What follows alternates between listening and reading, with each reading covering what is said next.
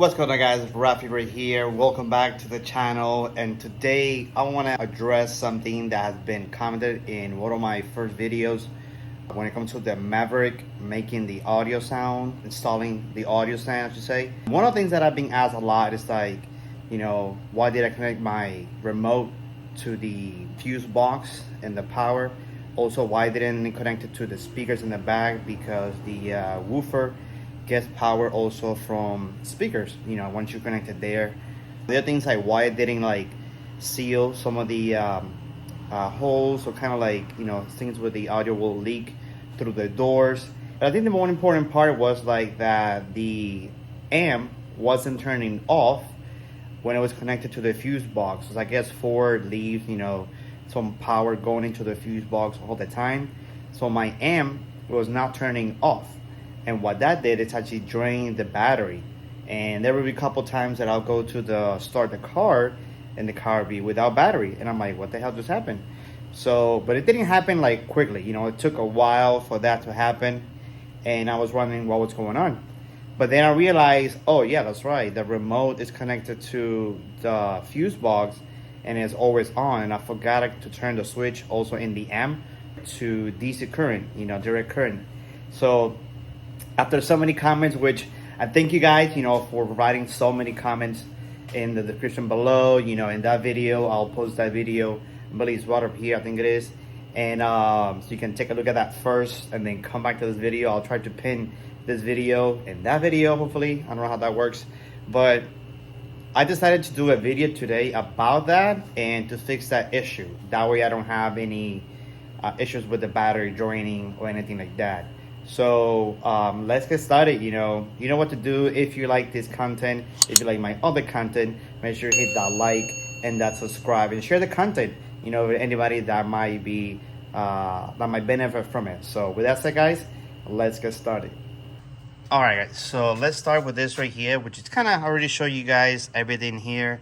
What I did is actually in the past I put all the remote wire all the way in the front right here. I don't know if you guys can see it. Hopefully you guys can see it.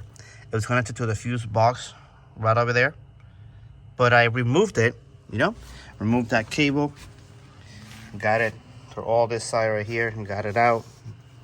Let's go back here so you guys can see. And then it was coming up. I removed all this right here, and right now you see that the amp doesn't have any power because it's not getting any power. The car is off. And what I did was, which I should have done for the very beginning, but oh well, we get to do something later on to figure it out. All right, so what I did was that remote wire, I got it connected here to the white one before it gets to the speaker, and then I put the original connection that I made earlier in the previous video back to the speaker. So that way when the car turns on, it sends electricity to the speakers, the amp will turn on as well, and it can turn off definitely when I turn off the car. Right now it's on because I opened the door, and when you open the door it does send signal to everywhere, so especially to the amp. As soon as you close the door and you lock it, it should be fine. Or even just closing the door and leave it there for a second, it will turn off. So that's what I did. Put the remote wire into the white one right here, which is the white one. It's going to be here on this side right here. I believe this is the power. The other one, the black one, is the negative. So again, this is the JBL GX428. And in here, see it turn off already because the door was open for a while. So that's good. It turns it off. And I have it in DC current. So I don't know if I can get any closer. Let me see right here. So where it says, let me see, auto power on and off right here. So it's on DC current right now. And I have my kicker. Also, another thing that a lot of people were commenting is that they didn't like the way I install this subwoofer right here, but they don't know better. If it actually stays put right there really good, it's really solid, it doesn't move anywhere. It's actually drilled to this wood right here, that wood is literally stuck there. It's not moving anywhere, and it's not moving anywhere literally. So even when it rumbles, it vibrates and everything, the zip ties right here are very tight, extremely tight. And also this other side right here, It's really tight as well, so that thing is not moving anywhere. There is some movement, but definitely it's not getting anywhere. So, and it fits perfectly. You know, when I close the back seat right here, they're closed perfectly. There's no problem, and I can still have my jack there as well. And the cable placement and everything is very organized, like I like it. I'm gonna organize this here a little bit more, this cable, so that way they don't be like in the way. Definitely so look all professional and everything nice and neat, like a common factory. But that's it. Now the other thing that I wanted to address right here is because a lot of people also were saying that the tweeter right here that I kept there, I should have done that, installed that instead of using this right here. But I like, you know, having, you know, the component system along with the tweeter, and then like product right here. It's like, well, if they both work, they're gonna do, you know, much better sound and things like that. And I haven't had any issue. I do want to address later on, not now, but later on, an issue where like people were saying like, oh, you should have like closed all the kind of like holes because the sound will leak and everything like that. But I don't find it to be a problem. When I raise up the volume, the sound sounds good. There's nothing rumbling, anything like that. So everything is good. The other thing that I wanted to address that was also mentioned in the video is that they say that I didn't have to remove this at all. And yeah, that is true.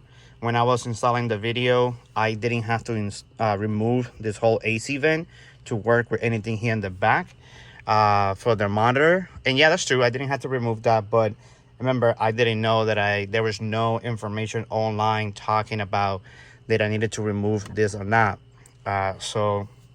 But then I came to find out that you don't need to do that. So for future reference, you do not have to remove anything on the AC, on the radio to work with the audio. So that's just wanted to say, I clarify that. All right, guys, we are back again here in the back showing you guys some of the cabling.